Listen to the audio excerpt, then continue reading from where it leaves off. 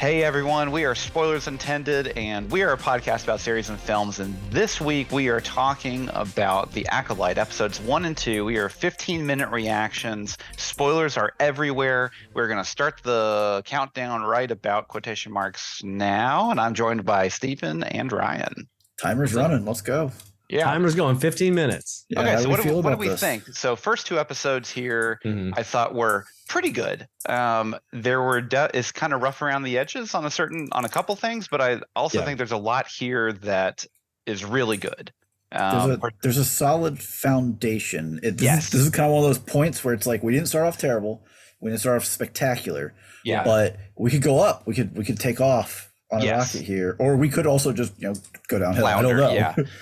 But I'm intrigued for sure. I want to see where it goes, but I think it's some of the acting or the performances is I don't think it's the acting. I think it's the dialogue. Maybe it's the dialogue. I think the dialogue is pretty rough. Brutal. It's very George Lucas approved. Well, it feels almost Disney Channel-esque sometimes. A little bit. The cadence, the way they say the lines.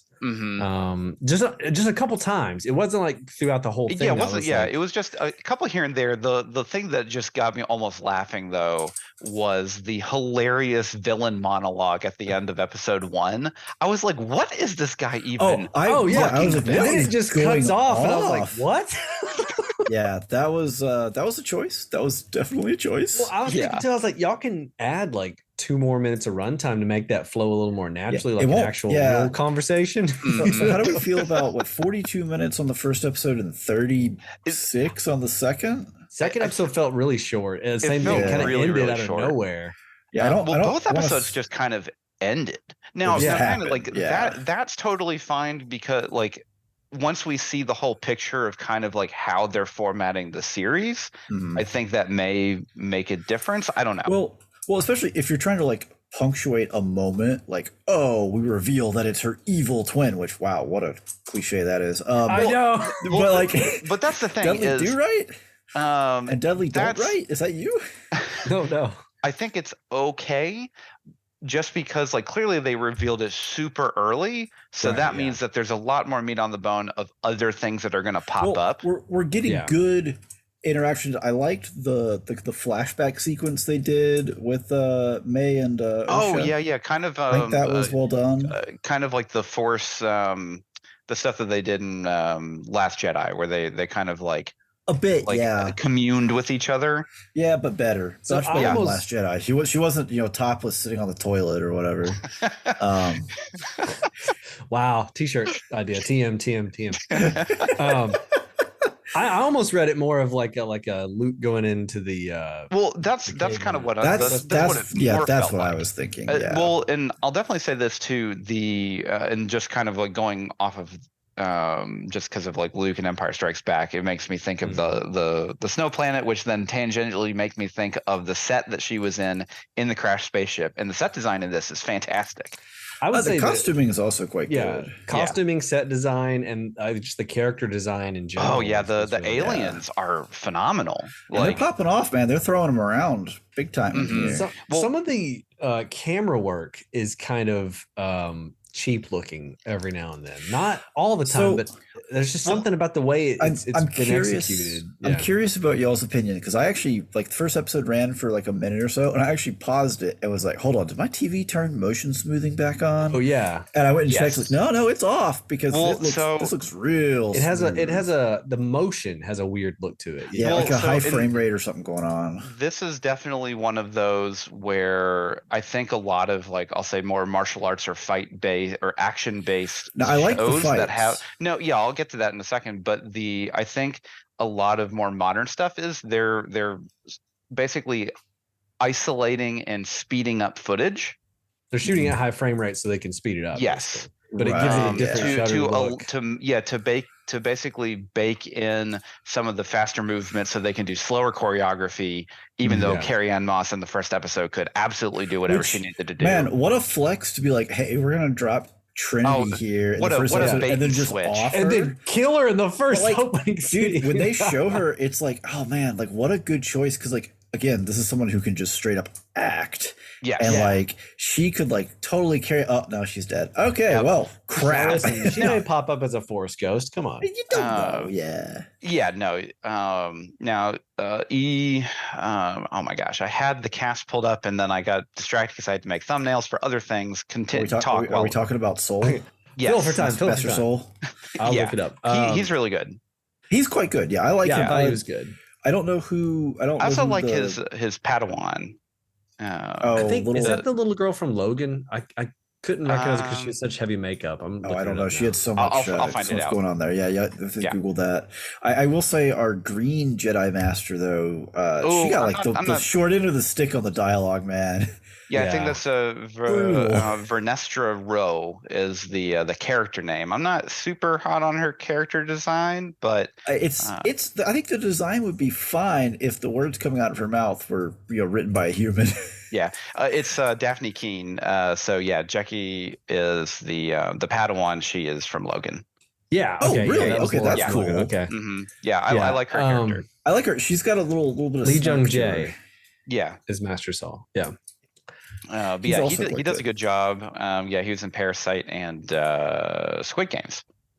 Okay. Yes, I was going to say Squid Games. Okay, yeah. So can I take a shot at the continuing brilliant logic of Star Wars? Sure, go ahead. So we have a rogue, presumably first episode. We have a rogue Jedi acolyte who has killed a Jedi Master, right? And we need to go apprehend her. Let's go send the bumbling Jedi Knight who took forever to pass the trial. Why do we not send like 2 masters? She's already killed 1 master, presumably. We're going to send 1 Jedi Knight to go do the job. Like, bro, come on. You show up with like 4 people. I mean, well, I think that really just shows how disattached the Republic is. Right. No, it is. I mean, it is and just how bureaucratic example. they try and be about it. Well, they did a good job with that in episode 2 with like we're having the small council. You have to come back and talk with us. It's like, bro, this could just be a Zoom meeting or an email. Yeah. Well, go ahead. No, go ahead.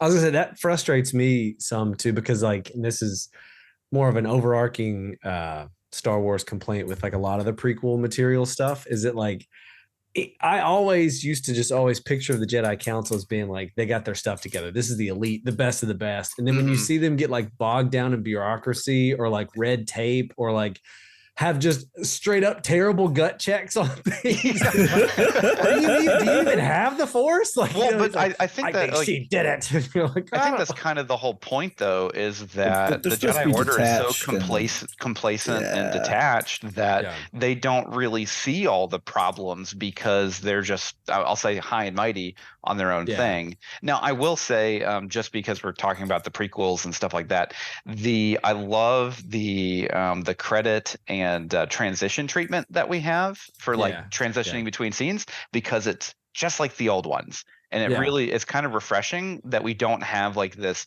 Ahsoka or Game of Thrones style like ending animation, and also I don't want any of that. I just want the credits. I did not miss the lack of either an outro or like an intro where it's just like, because even like Shogun, it was pretty, but it was still kind of dumb. Yeah, and like, but this and Andor do it really well, where it's literally just this is the title of the show, and we move on. Let's get into the meat of the matter here. Yeah. I don't know that this has grabbed me. I wish Andor. I think we got 3 episodes at the start. Yes, and so that was a little bit of a cheat. You got a little more of an arc. Well, and they're also longer episodes. They're longer episodes, and that was a full because it was set to be made or the story was told to be in trilogies. So with this, we don't know how their formatting is going to be. It could be 4 episodes before we get any real arc out of it, just because I think we're going places right now for as short as the episodes were. I think that the May Osha interaction is really good, and I think there's a lot to go with. And man, they dropped an interesting bit there with the poison with Master Tobin. Yeah, where they're like you can either admit what you did to the council, or you can take this path out for forgiveness for me. It's like, dude's he just takes it. It's like, okay, like a tequila body shot in Panama City. Like there's flinch, and I was like, whoa, bro, what did you do? Right? Yeah, there's some backstory there where it's like, whoa, we can go somewhere with this. Like I think. That's also dangerous though, because they have set this up to be like whatever they did is heinous. If it's just stupid, if it turns out it's like he had 12 parking tickets and also he like thought about not saving that girl, and I'm like, okay, but like he did this glowing jello shot like it was he hesitated to help her, and it's like, no, dude, no. Yeah, no, you got to give me more than that. You need to have done something horrible. Also, the guy that played him, I'm pretty sure it was wasn't it the kid from 1917? Yeah, it was Dean Charles Chapman. Yeah, really. Yep. Yeah, I was looking at it, I was like, that looks like that little baby boy from 1917. And they put a weird beard on him because he looks like a child. They really are. We need to talk about the elephant in the room, or the Wookiee in the room. One, just like, we didn't need that last scene, but we got it anyways. We got it. And what are your knee-jerk reactions at having a Wookiee Jedi? It's fine. Everybody else is a Jedi. Why can't the Wookiees be Jedi? Wrong initially, because I was like, what Wookiees? But then I was like, well, I mean, literally every other alien in the world is could be a Jedi. Yeah. I don't think we've ever seen. We've never seen a Wookiee though. I mean, is like fur like anti-force dampening or something? You know, blocks the Wi-Fi signal. So like.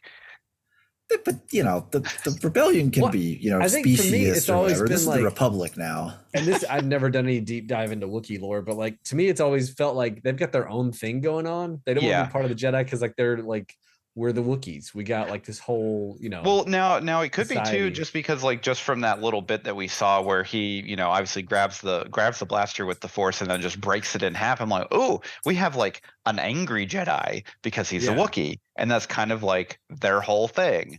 So it'll be interesting. You can't have a Wookiee Jedi because they just inevitably fall to the dark side. They just murder everyone. They're just always mad. You could rip their arms out of their sockets with the Force. Yes. The Force. He can just string and quarter people just with the Force by himself at range. At range. So I thought the music was pretty solid for this too. It didn't have like the really big emotional tracks that like Ahsoka did in the later episodes. Well, but no, that's cheating because again, later episodes. It's recency bias because we just watched it last year. So going into this, I'm going to be interested to see how they kind of bring in a lot of the more overt Star Wars themes into it, because this is not taking place in the traditional timeline that we're used to watching. Right. Yeah. Right. All right. So big gut check here. We've had a bunch of Disney Plus TV shows. So off these first 2 episodes, where does this land? Definitely above Book of Boba Fett and Obi-Wan. I think that was obvious. Yeah. I mean, that's a really low bar to clear. Definitely not better than Andor. But again, Andor is almost a masterpiece of prestige TV. It's going to be hard to be better than Andor. Yeah, but it's in consideration because it's one of the it shows. Could go that way. Well, I don't think I like it as effects. There was. Yeah. I don't think I like it as much as Ahsoka. I think that's where I'm at so far. So I think like Ahsoka's just a little bit above it. Now compared to like Mando season 1, no. Mando season 2, Mando season 3 for sure. Yeah. Mando season 3, well, almost certainly, yeah. Now I will say there was there was a little rough CGI in this for Acolyte, like the crashing ship. Rough. That was a little rough. Because like Ahsoka, most of the space stuff, the CGI looked crisp. It looked really good. Yeah, it looked really good. You to the point where, you could tell in Ahsoka that they really pushed a lot of their budget into that. Like the point where the Ahsoka combat role stood out because it's just like, oh gosh, like it's been so good up to this point. Why did that hit so wrong? Yeah. Whereas this doesn't quite feel like it got that level of polish and production. We're coming up on a minute though. So what do we want to see going forward? What do you want to see in 3 and 4? So the big thing is like, obviously I don't know if they want to try and tie this into anything that has to do with Darth Sidious or Emperor Palpatine. So this could it could be Darth Plagueis. We don't know. We're 100 years prior to. Yeah, and technically, like from the books, he's immune. So, like MUUN. Okay. Not immune to what? He's immune. Sarcasm. And, so, we could see something like that. Or I don't really know where they're going with it. I hope we don't get a Yoda cameo though. I really don't want it. You know we're gonna get Yoda. I know we are, but I don't want it. They're gonna usher baby Grogu out of the temple. Oh yeah. Yoda's gonna drop him off for daycare, and then gotta sell that merch. Yeah. But I mean, I can't really think of anything else. I mean, I really hope that. I just want to know why this dude took that Jello shot. I want to know what the mystery is. I want that to pay off. That needs to pay off big time, or I'm going to be upset. Because I think that was the bit that was like, oh, there could be some. That got me. Where's this going? Yeah. Right, okay, that is our 15 minutes. Yep, 15 minutes. That is all the time we have. Obviously, we're going to be watching this every single week. We're going to be having 15-minute reactions that are going to culminate into a full series review for the finale or whatever. So definitely join us every week as we kind of discuss and do that kind of stuff. Also, you should absolutely join us on our Discord server. SpoilersIntendedPodcast.com has all the info there that you can go check out. And our old episodes you can check out. Yeah, absolutely. Yeah. But so definitely join us on Discord because we have our own spoiler channel that we discuss in more length for each episode, more detail, each episode and other fun stuff. So definitely do that. I'm Andrew. I'm Ryan. And I'm Steven. And every spoiler was intended.